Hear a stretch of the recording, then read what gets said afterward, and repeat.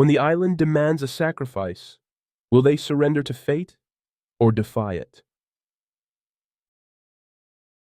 The beach stretched before us like a mirage of safety, the waves lapping gently at the shore. The ruins loomed far behind, shrouded in mist, as if the jungle had swallowed them whole. I dropped to my knees, the coarse sand digging into my palms as I caught my breath.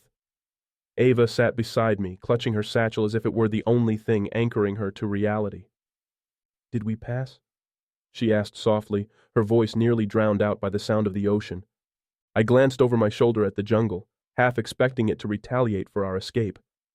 But the whispers were gone, replaced by a strange, unsettling silence. "I don't know," I admitted. As we regained our strength, Ava's gaze wandered to a cluster of jagged rocks at the far end of the beach.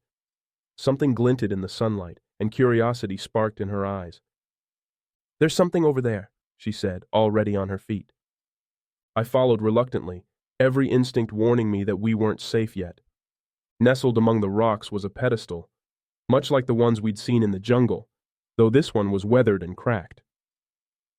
At its center lay a small, glowing shard, its light faint, but unmistakably tied to the artifact. Ava reached for it, but I grabbed her wrist. "Don't!" She frowned, pulling away. "It might be important." "Or it might be another trap," I countered.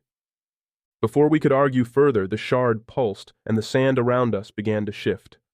The beach trembled as shapes rose from the ground, figures made of shadow and sand, their forms twisting unnaturally. The shadow sand figures advanced with unnatural speed, their movements jerky but precise. I grabbed a piece of driftwood, brandishing it like a weapon as they closed in.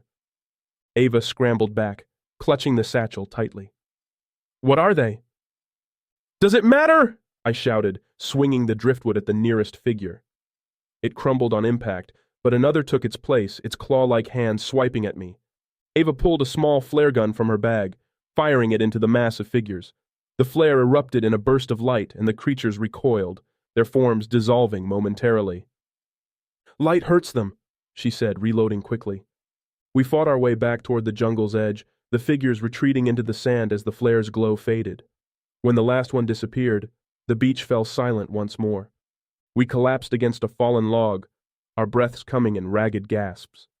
Ava pulled out the shard, its faint glow pulsing in rhythm with her breathing. "What do you think it is?" she asked, turning it over in her hands. "It's part of the artifact," I said, the realization dawning. "The island's not done with us. It wants us to bring this back." "Back where?" I hesitated, my mind racing. "The ruins. Or somewhere deeper. Somewhere we haven't been yet." Ava's expression darkened. "So everything we've done so far, it was just leading to this?"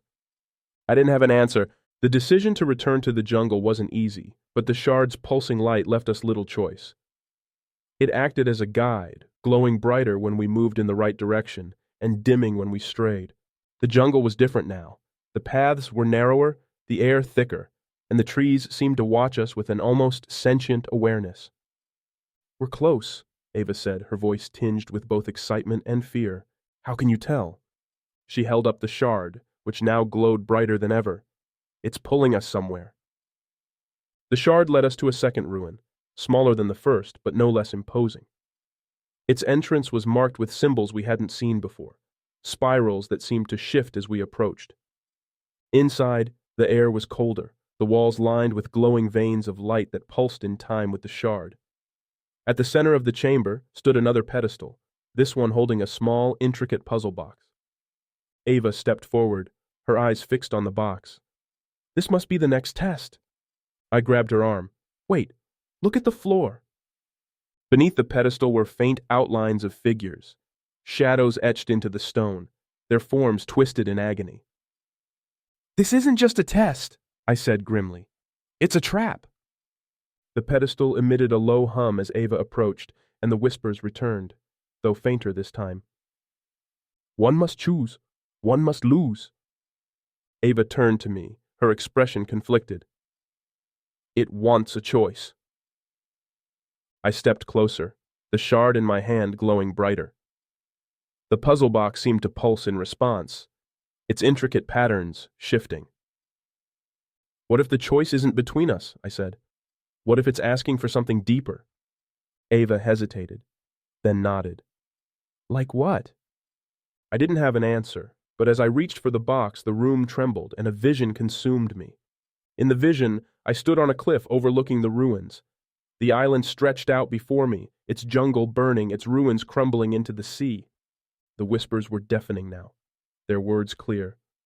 To save one is to doom another. To claim the heart is to break the chain. What will you sacrifice? When the vision faded, Ava was shaking me, her voice frantic.